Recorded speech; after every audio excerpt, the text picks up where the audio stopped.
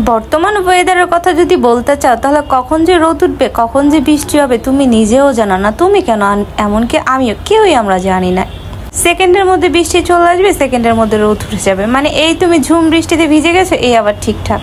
তো বাসা থেকে একটা রিক্সা নিয়ে চলে গিয়েছিলাম মতিঝিলে, ওইখান থেকে মেট্রোতে উঠবো। সো টিকিটটা কেটে আমি ঝটপট মেট্রোতে উঠে গেছি। সো টাইমটাও দেখতেছিলাম কয়টা বাজে আর কতক্ষণ লাগবে যাইতে। তো খুব অল্প সময় আমরা চলে যাই জিয়া উদ্যানে। যে প্রথমত বৃষ্টি দেখো, যাইতে না যাইতে বৃষ্টি ঝুম বৃষ্টি চলে আসছে, যেহেতু ছাতা ছিল তেমন একটা প্রবলেম হয় না। আর ফুলগুলো দেখো কতটা ফ্রেশ। তো এই ওয়েদারে যদি চাটা খাওয়া যায় মজাই লাগে। তো আমি চা খুঁজতেছিলাম চা কোথায় খাওয়া যায়, আর যেহেতু ফুল আমার তেমন একটা পছন্দ না তাই আমি আর ফুল টুল কিনি নেই। তো রাস্তা দিয়ে হেঁটে হেঁটে মোটামুটি চা খেয়ে আমি ভিতরে চলে আসছি। তো যাওয়ার পরে দেখো ভেজা ফুলগুলো, এগুলোকে কি ফুল বলে আমার যদিও মনে নাই। আর যেহেতু প্রচণ্ড বৃষ্টি ছিল তো ছাতা ছাড়া হাঁটার কোনো ওয়েই ছিল না, তো আমি ছাতা নিয়েই হাঁটতেছিলাম। আর তোমরা সকলে জানো আমি অনেকটা লেজি পারসন। সো আমার এই ব্লগটা অলমোস্ট ভিডিও শ্যুট করা হচ্ছে 1 মাস আগের।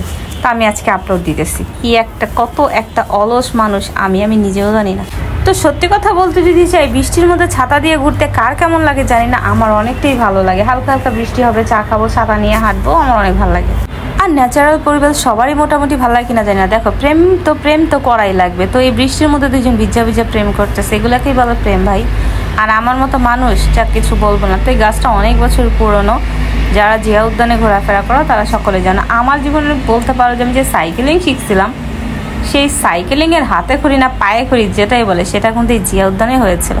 আমি এখানেই সাইকেলিং শিখতাম, বাসা থেকে চলে যেতাম সকাল 6টা বাজে, ওখানে মোটামুটি 6:30টার মধ্যে পৌঁছে যেতাম। 1-1.5 ঘন্টা সাইকেলিং শিখতাম, দেন বাসায় চলে আসতাম। তো আমি চাইছিলাম যে একটু বসবো, কিন্তু বসার জন্য যে বসবো এখানে প্রচণ্ড ময়লা ছিল, যেহেতু গাছটা ভিজা, তাই আমি বসতে চাইও আর বসি নেই। কারণ একদম গাছের থাকে না একটা কালো কালো ছাল, ওইটা লেগে গেলে পরবর্তীতে কেমন না কেমন, তাই আমার আর বসা হয়নি। তারপর ওইখান থেকে খুব দ্রুত চলে আসলাম। এখানে যেহেতু বসা যাবে না, আবারও হাঁটাহাঁটি শুরু করলাম। আজকে ব্লগটা মূলত এই ছাতা নিয়ে হাঁটাহাঁটি ঘোরাঘুরি, এছাড়া কিছুই নেই আজকে ব্লগে কোনো ইন্টারেস্টিং। তারপর কেন জানি মনে হলো আপলোড দিতে দিলাম, ভিডিও করলাম।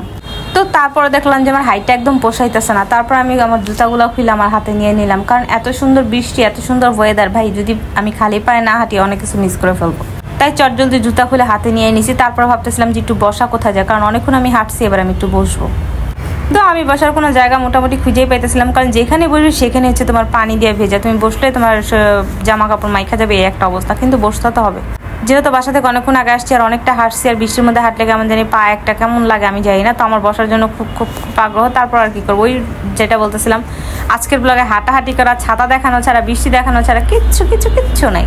তারপর ফাইনালি একটা জায়গা পাইলাম, আমি চট করে বসে পড়লাম। আর অলরেডি বসতে বসতে সন্ধ্যা হয়ে গেছে। দেখো বাসায় তো যাব, কিন্তু কয়টা বাজে, অলরেডি 7টা বেজে গেছে। এখন কিন্তু 7টায় মোটামুটি মাগরিবের আজান দেয়।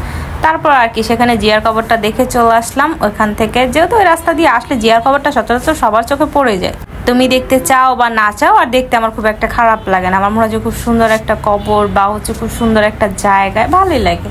তারপর আমার পায়ের মধ্যে অনেকগুলো নোংরা লেগে গেছে। ওই নোংরাগুলো পরিষ্কার করার জন্য আমি একটু পানি খুঁজতেছিলাম, কিন্তু আমি কোথাও পানি পাইনি। মোটামুটি আমাকে ফকিনির মতো লাগতেছিল।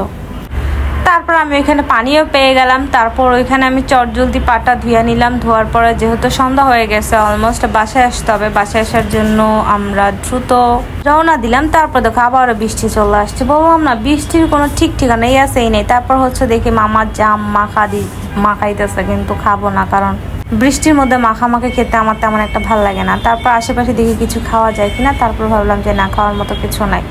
তারপর আমরা এখান থেকে খিলগাঁও চলে আসছিলাম। ওইখানে এসে একটা পিৎজা খাইছিলাম, পিৎজা খেয়ে দিন বাসায় চলে আসছিলাম। তো আজকে ব্লগটা এখানে শেষটা টানা। আল্লাহ হাফেজ।